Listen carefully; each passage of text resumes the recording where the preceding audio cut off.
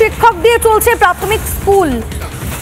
Mid day meal থেকে পড়াশোনা সামলাচ্ছেন একজন শিক্ষকই। পুরুলিয়ার হেটজারি নিম্ন বুনিয়াদী বিদ্যালয়ের এই ঘটনা।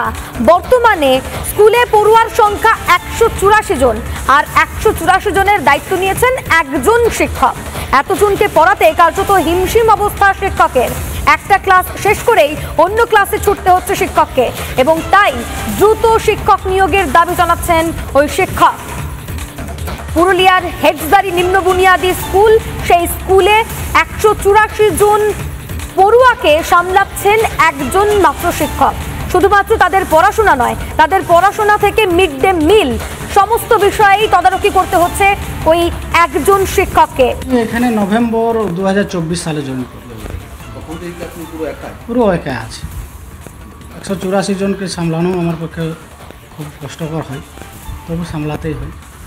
যখন একটা ক্লাসে ঢুকি তখন ধরুন বুঝান দেওয়ার পরে, কিছু কাজ দেওয়ার পরে আবার অন্য ক্লাসে যেতে হয়, তারপরে মিড ডে মিল দেখতে হয়।